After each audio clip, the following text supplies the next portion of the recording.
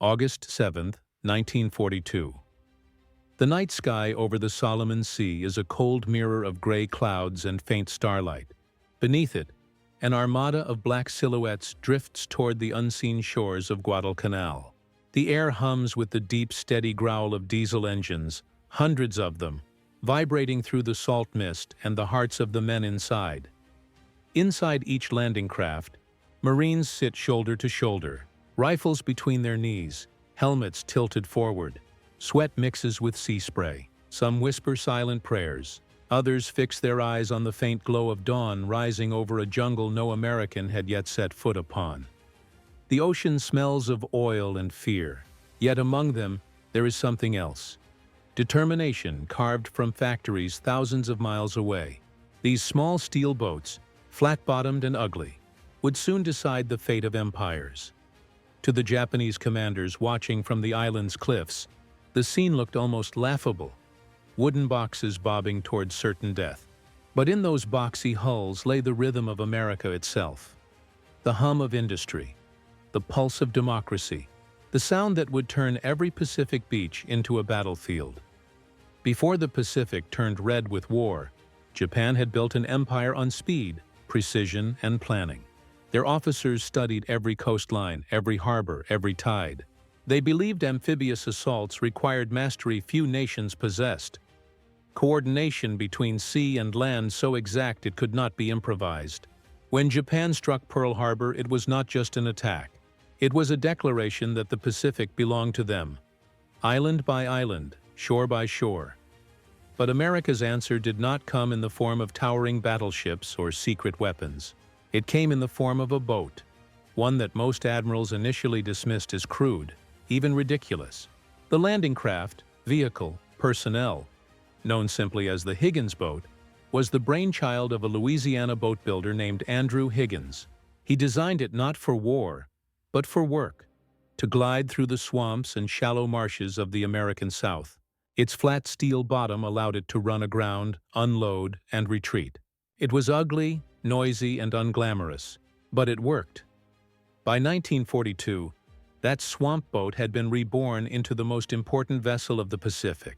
Factories in New Orleans worked day and night, welding together fleets of them, 20,000 in total.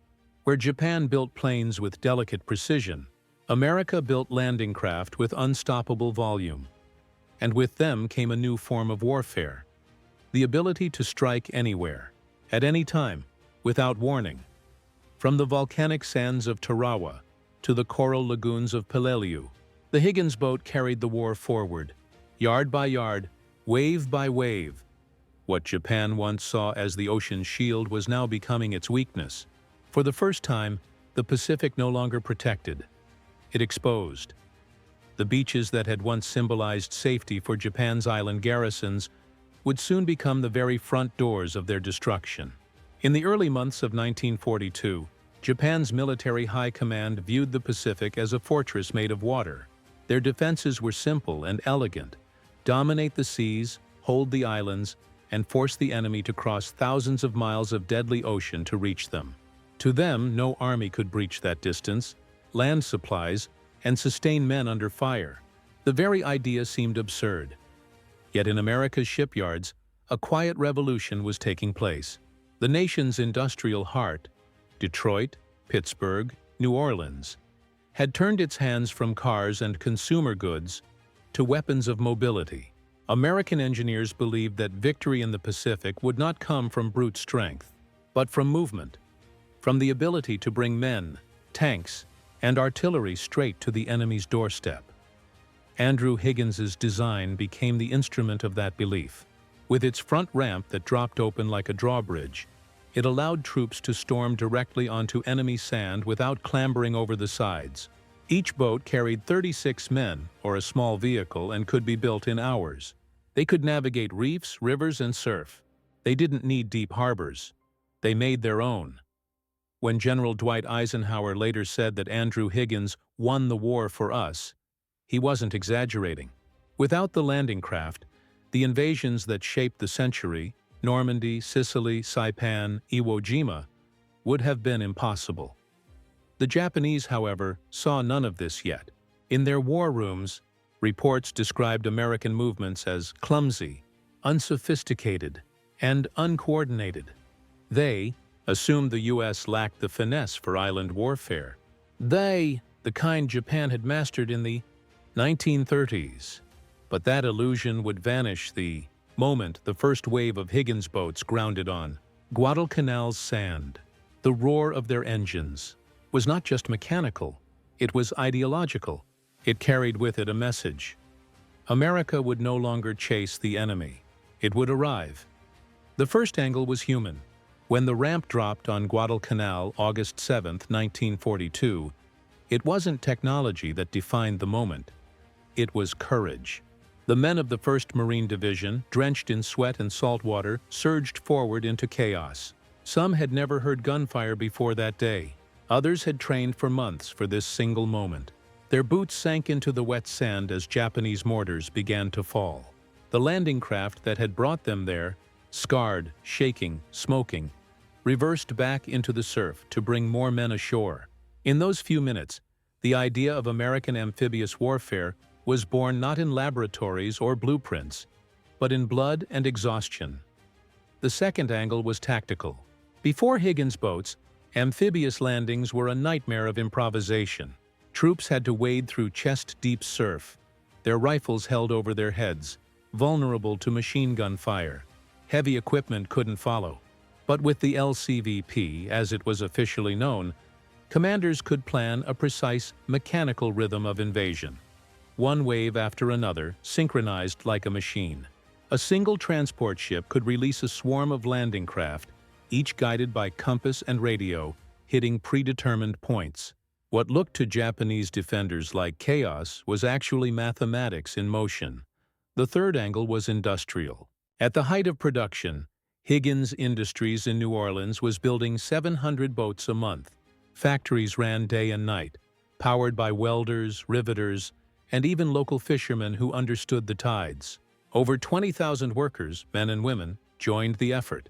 In an era when women still couldn't vote in some local elections, they were welding hulls, painting serial numbers, and launching the vessels that would carry their brothers and sons into history.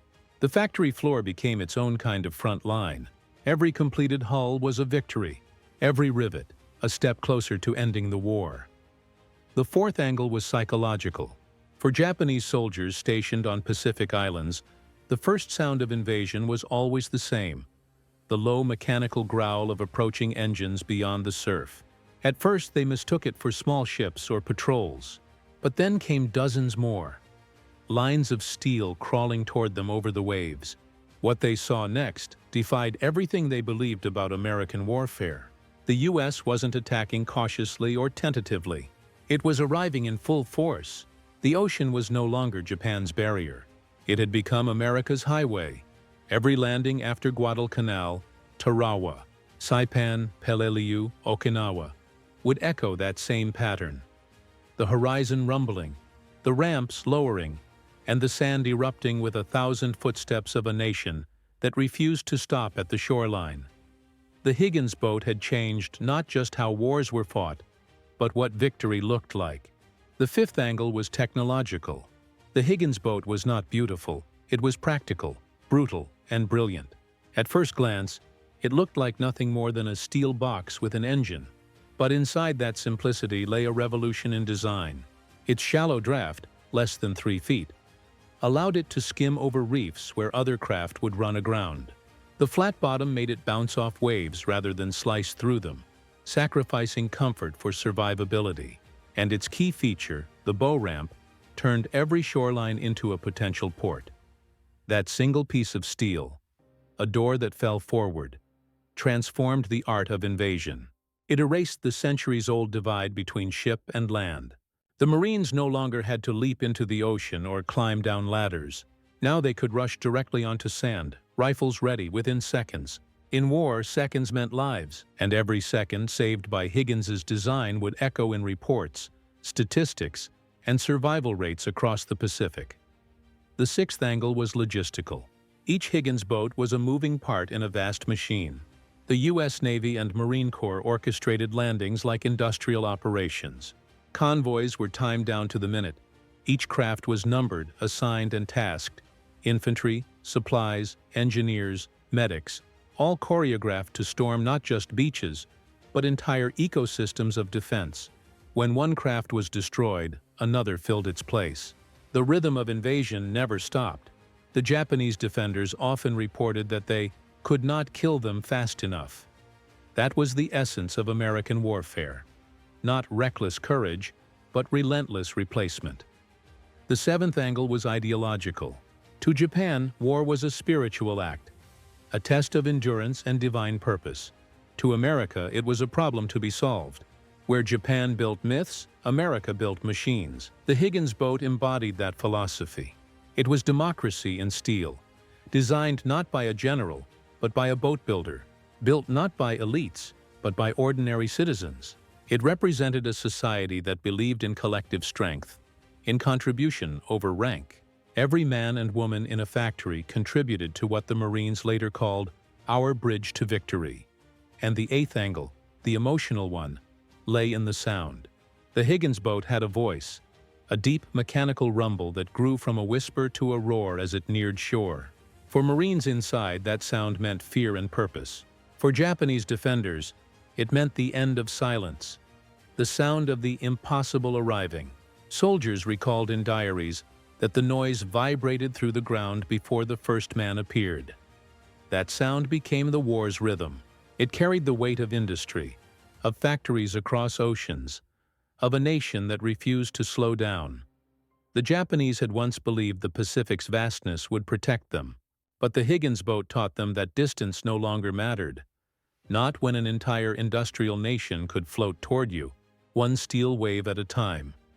By November 1943, the lesson of Guadalcanal was no longer theory, it was strategy.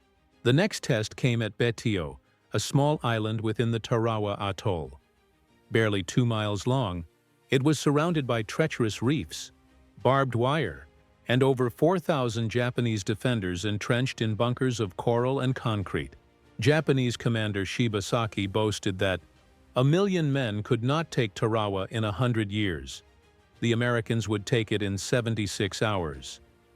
At dawn on November 20th, the ocean boiled with Higgins boats.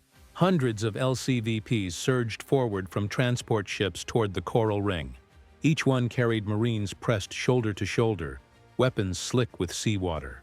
The air was filled with the thunder of naval guns and the hiss of incoming shells. But the tide was low, too low. The coral reef, invisible in planning maps, stopped many landing craft dead in the water. And here, the genius of Higgins's design met its greatest trial. Dozens of boats scraped to a halt hundreds of yards from shore. The ramps fell open into chest-deep surf, and men waded forward under withering machine gun fire. Those boats that made it through the reef charged forward, their steel hulls clanging against coral and sand, dropping ramps that unleashed waves of Marines directly into the storm. Japanese gunners opened up with 13mm heavy machine guns and 75mm coastal batteries. The first waves were nearly annihilated, yet the pattern continued. Boats landing, reversing, returning, landing again. Higgins' craft ferried ammunition, flamethrowers, and medics through the surf, while shells exploded around them. Some caught fire, others sank. Crews jumped out to push their vessels through the shallows by hand. By the second day, Tarawa had become a graveyard of steel, but also a testament to endurance. Over 300 Higgins boats were destroyed or damaged, yet replacements kept arriving. The Japanese defenders, who had laughed at the thought of Americans storming the ocean, now faced an enemy that seemed to regenerate endlessly.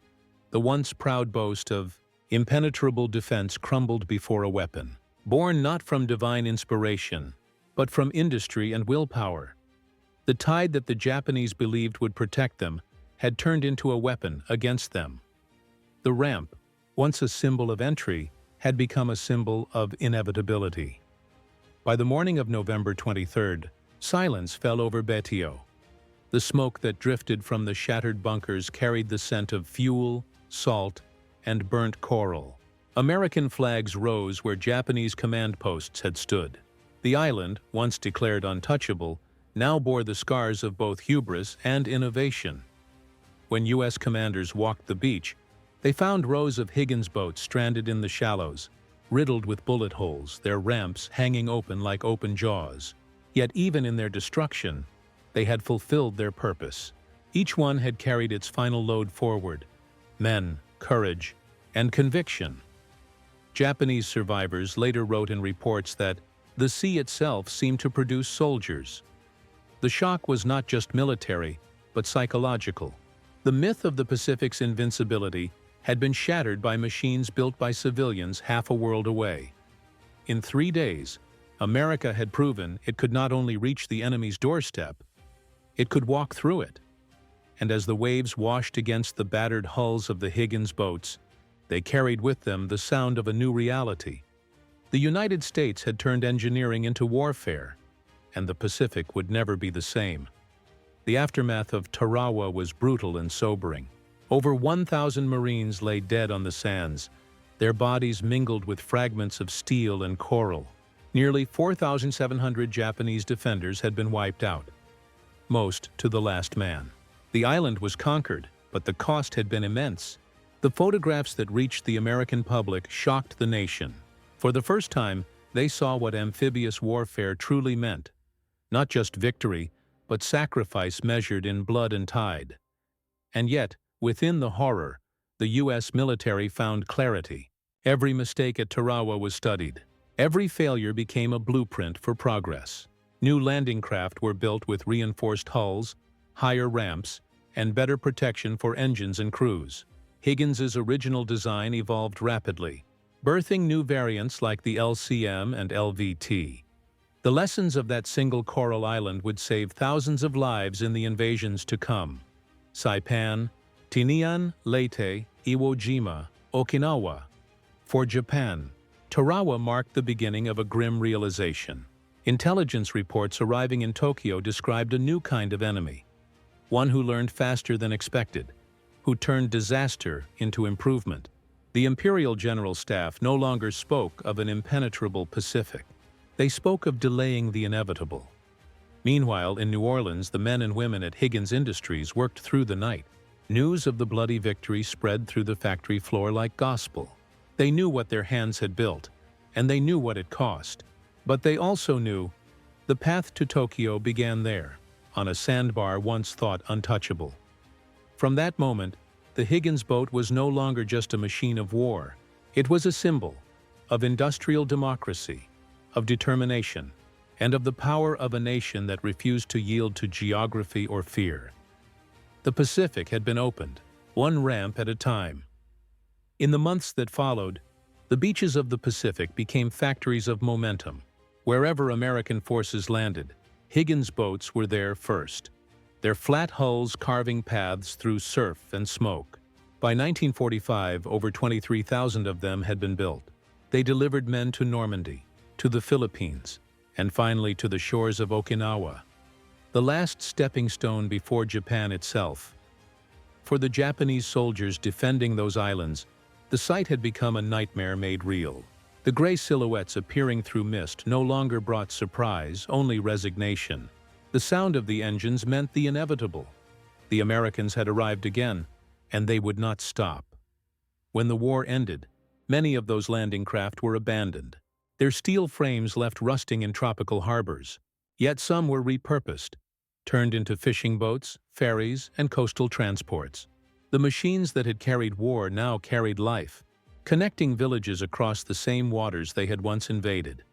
And in that transformation lay the quiet truth of the Higgins boat, that even a weapon of war, born from necessity and sacrifice, could outlive the battle it was built for. In the quiet years after 1945, the Pacific returned to blue, calm, endless, and indifferent.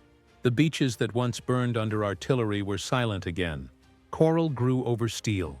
Waves erased footprints. Yet beneath that surface, history remained.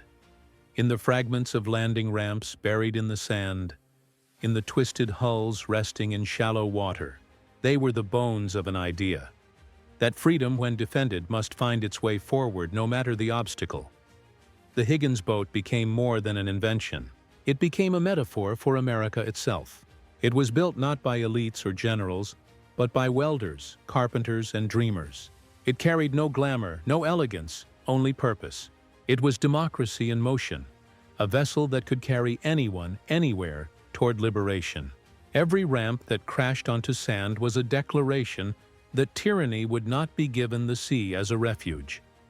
For the Japanese, it shattered a belief born from centuries of isolation, that the ocean could shield the homeland from invasion.